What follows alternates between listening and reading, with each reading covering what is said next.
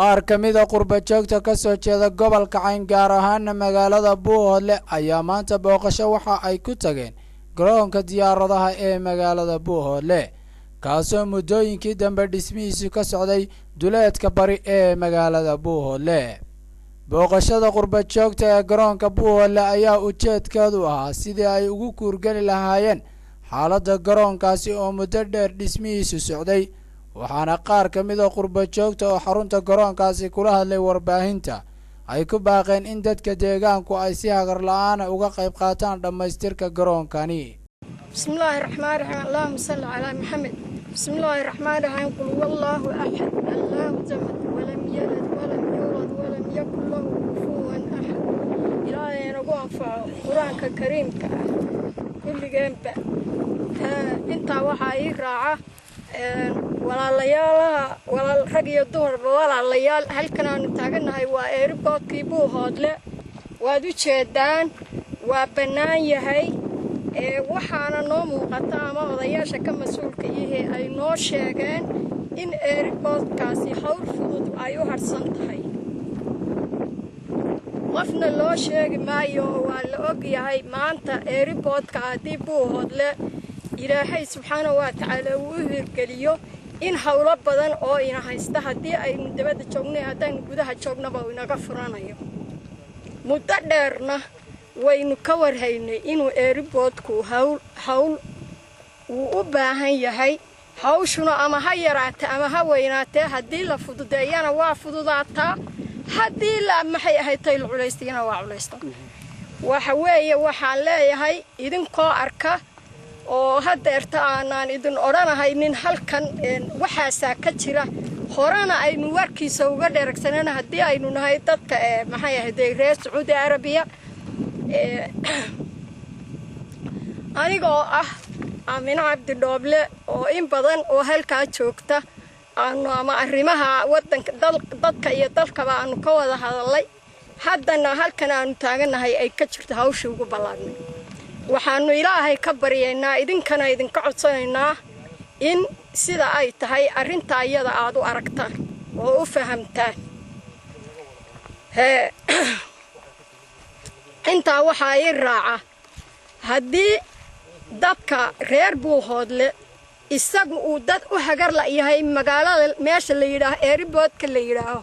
in iyadoo aan qurbana wax keenin meel kale wax laga doonin Buuhoodle gudihiisa inta ku jirta ay dhisi karto oo 10 casho iyagoon ay kaga soo bixi karto.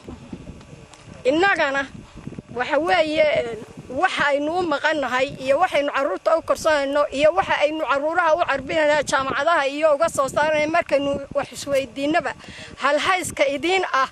caruurtii baa jaamacad ku maqan caruurtii baa halkan ku maqan waxa weeye waxa loo carbinayaa waa halkan aynu taaganahay mustaqbalkoodu waa halkan.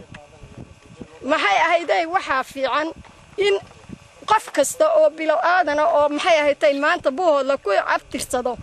inuu indhihiisa wax ku arko dhagihiisana wax ku maqlo waayo uu ku arkayaa suuradaan ka soo qabanay waa ka soo duubnay. insha Allah waxaanu ilaahay ka bareenaa inay gabadh waliba iyo nin waliba uu TV-giisa ka daawado ila waynu sognahay nolol khiyaariyeen ku noolahay marka aynu dadka Sacuudi Arabiya ku nool maxay ahayd Soomaaliyeed ama reer Buuhoodle nolol khiyaariyeen ku nool noloshaas oo inaynu aqala Carabeed oo cad aynu jiifno kulaylka markay noqoto inaynu mukayfiye qabowshidano oo kulaylka inaga fujiya qabowga markay noqotona kuwa kulaylka qabowga inaga fujiya aynu shidano saddex waqtina aynu cuntada dabada ku daadino. waxa weeye waxa loo baahan yahay sida ay maanta arrimaheenu yihiin ama ay danteenu ku jirto in aynu eegno oo ku xisaabtano laakiin loo baahan nolosha aynu iminka ku noolahay hadda aynu dadka carabta ku noolahay maxay ahayd Soomaaliyeed ama reer Buuhoodle loo baahan noloshaynu ku noolahay nolol xaq khiyaariyeen ku nolol xaqiiqiya in lagu noolaado fiican. xaqiiqina waxa lagu noolaanaya marka dalkeena iyo dadkeena waxa ku jira la eego la arko lagu xisaabtamo markaas ay nolol xaqiiqiya maxay ahayd ku noolaana laakiin hadda khiyaari baan ku noolahay. ilaahay hayna soo haday. ilaahay waxaan ka baryaynaa ilaahay inuu qalbigeena iyo quluubteennaba isu soo duubo oo khayr isugu soo duubo oo ilaahay xaqa ina tuso oo aynu sida ay adduunku maanta ama lagu xisaabtamayo ama maxay ahayd dadka derisyadeena ah maxay ahayd maanta ay u noolyihiin oo u dhaqan yihiin waad aragtaan oo haddaydan si kale u aragtay fiigaynu ka aragna oo warskuma keensaagana waxa weeye waxay ina dheer yihiin ma jiro maanta dhulbadeedka yar haddii aynu dhulbaantanahay dhulbadeedka yar baa maanta layna dheeryahay laakiin raganimo kaloo layna dheeryahay ma jirto waxaan odhan lahaa aynu xisaabtanno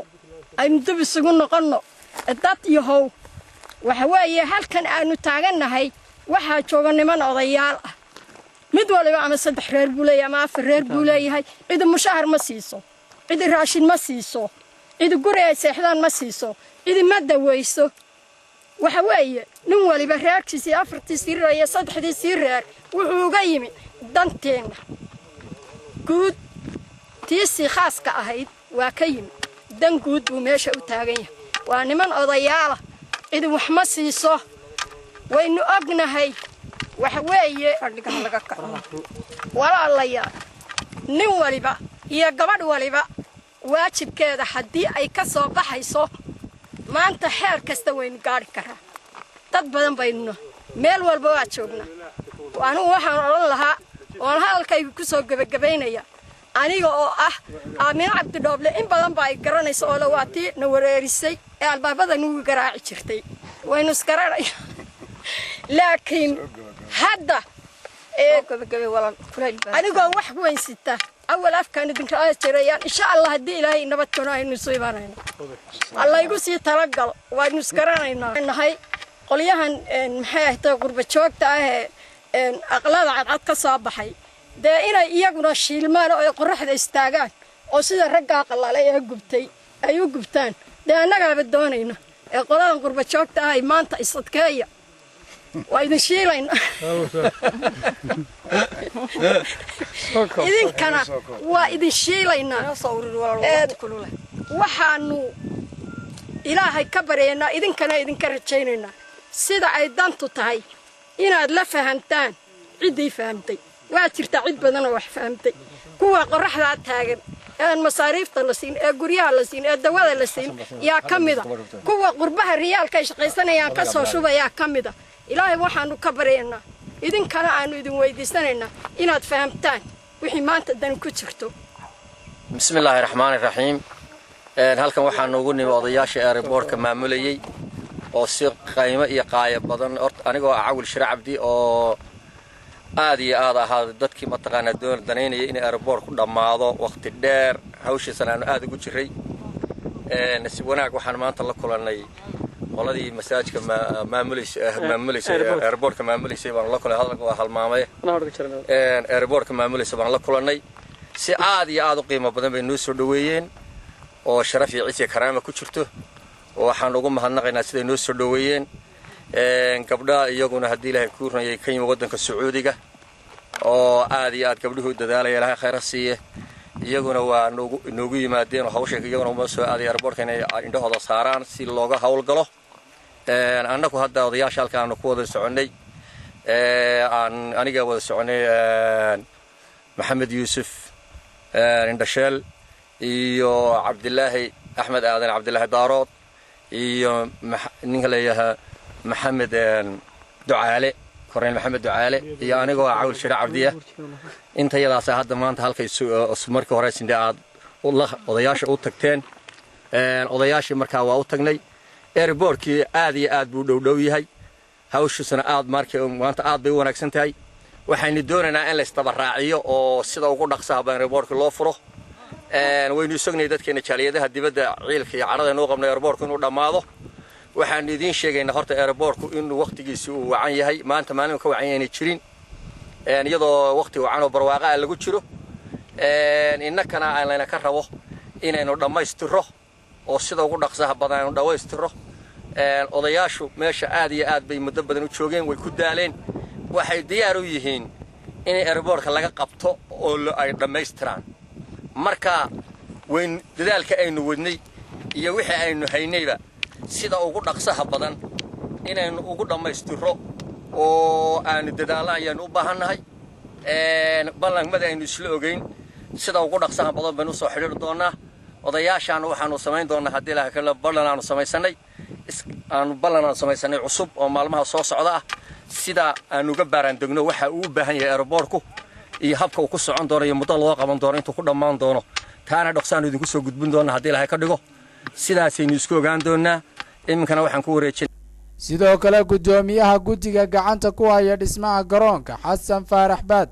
oo isna halkaasi ka hadlay ayaa waxa uu qurba joogta ka soo jeeda deegaanada SSC uu ka codsaday inay ka qayb galaan dhismaha garoonka oo xilligan uu sheegay inay wax yar u harsan yihiin dhamaystirkiisa halkan aanu taagannahay international airport buuhoodla weeye dhismadeedii weeye waxaan ugu soo booqday iyadoo shaqadu soconayso odayaal aad u fara badan iyo gabdho aad u fara badan oo qurba jooga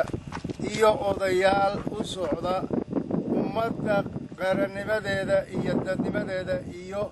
wanaaggeeda u socda had iyo jeerna noo imaan jiray ayaa halkan aanu ku soo dhoweynay waanu salaanay waa mahadsan yihiin walaalaya jira allaha ka dhigo waa boorkan iyagaa iskale iyagaa soo booqda had iyo jeerna waa soo booqan jireen waxaanu leenahay ku soo dhowaada waanad mahadsan tihiin mudane iyo marwooyinba waad mahadsan tihiin halkan waxaa taagan gabdho ka yimi qurbaha oo ka yimi sacuudi arabiya way mahadsan yihiin boqolkiiba boqol bay mahadsan yihiin iyaga iyo kuwa maqaniba aad iyo aad baannu ugu hambalyaynaynaa walaalayaal intaas soo dhowayntii markaannu gudubno airportkan in yar baa u hadhay wuu dhadhow yahay wax yar oo kooban ayaa u hadhay waanad aragtaan oo ishiinnaa idiin macallina waxaannu idinka codsanaynaa inaad intaa yare hadhay aad wax ka qabataan oo aad u diyaargarowdaan sida uu bishan kowdeeda ilaa iyo soddonkeeda u dhammaan lahaa baannu idinka codsanaynaa waanan u malaynayaa inaan sidaa aad yeeli doontaan ayaan u malaynaynaa airportka idinkaa leh idinkaannu idiin samaynay idinkaa samaystay dhaqaalihiinnii baannu ku samaynay waxaannu idiin sheegaynaa oo aannu xaqiiqdeeda idiin sheegaynaa waa markii 26aad ee aannu hadallo ee idiin sheegnay odayaashii baad tihiin madax meel ka sarraysoo la salaaxaa ma jiro airportkaasi maalintuu dhammaado annagu dhulbahantaannu u dhiibaynaa xantu ha hadho biriqbiriqdu ha hadho beenbeentu ha hadho dhulbahantaannu u dhiibaynaa wada ogaada intaa marka la dhaafo dhammaysta airportka sannad iyo laba san iyo 2 bilood buu soconayaa waa nasiib darro aad qabtaan waa nasiib darro idinku jirta waa nasiib darro iyo kala jeedid idinku jirta ka sii jeeda iyo ka soo jeeda wax ka qabanaya labaduba iyagaa leh airportka iyagaa shafeecsanaya annagu odayaal baannu nahay waa ka tegaynaa ubadkiinnaa u hadhaya ubadkoodaa u hadhaya kooda tobnaad baa u hadhaya waa taariikh la og yahay buuhoodle taariikh ugu horraysa iyo nolol ugu horraysa iyo sharaf ugu horraysa midnaba ma jirto marka runta laga hadlo buuhoodla markaan leeyahay dhulbahantaa wadale buuhoodle waa dhulbahante harag sakaara iiga kacmaahe iiga durug ma leh mahmaa kalaa jirtoo ah sakaara 2 tun oo la kala qala ma leh dhulbahanta waa isku mid xuni waa ku jiraa kaa xunina ilaahay ha soo hadeeyaannu leenahay walaalayaal rag iyo dumar isugu taga airportka degdeg wax uga qabta u hura nafta iyo maalka u hura sharaf buu idinku kordhiyey magac buu idinku kordhiyey annaga waxaa nugu filan buuhoodle airport baa laga samaynaya intaa quraad magac iyo sharaf ku yeelateen haddana markuu dhammaado waxaad noqonaysaan ummadda Soomaaliya ee joogta yaad la mid noqonaysaan ama magiciinnu ka sarreynaya taariikh baad lahaydeen wada jir baad taariikh ku lahaydeen midnibaad taariikh ku lahaydeen shirka la isugu yimaadaad taariikh ku lahaydeen inaad ku heshiisaan baad taariikh ku lahaydeen war magaca dhintay ha la raadiyo shirkana ka qayb gala ummaddana u huura naftiinna iyo maalkiinna u huura oo isla yaaba oo xishooda annagu hadda gabdhaha un baannu aragnaa inay dhaqdhaqaaqayaan war meesha gabadhi ka dhaqaaqday ee ragna ka sii jeestayow xaggee wax ku ogtihiin waxaan ku soo gebagabaynayaa sharaf baad naga mudantiina sharaf allah idin siiyo mowqaf wanaagsan allah idin mideeyo caqligiinna allah isu keeno ummaddana wax qabsanaysana allah idinka mid dhigo annagu maalin dhoweed waxaannu tagnay sayid maxamed cabdilla xasan meeshiisii baannu tagnay waannu dhisaynaa taallaannu ka dhisaynaa taariikhdii dhulbahante ee jiri jirtay ayaannu soo celinaynaa kuwa aan dhulbahante la mid ahayn oo aan taariikh lahayn baa doonaya cagta hoosteeda inay dhulbahante geliyaan oo taariikh cusub ay samaystaan ma ahaan doonto taariikhdii jiri jirtay ee dhulbahante ayaannu soo noolaynaynaa naf iyo maalba waa isugu geynaynaa ummadda soomaaliyeed baannu la mid noqonaynaa ama mowqafkii aannu ku jiri jirray ee ummadda kaga jiri jirray yaannu maanta ku jiraynaa ee hal la ogaado haddana waxaan ku soo dhowaynayaa gabadha ka timi sacuudi arabiya ku soo dhowow walaal isku soo wada duub oo dhismaha garoonka diyaaradaha ee magaalada buuhoodle ayaa muddo 2 sano ku dhow ka soconaya duleedka magaalada buuhoodle ee xarunta gobolka cayn waxaana mas'uuliyiinta gacanta ku haya ay sheegeen inuu xilligan marayo meel gabagaba ah axmed cabdiqaadir jabaan darwiish TV buuhoodle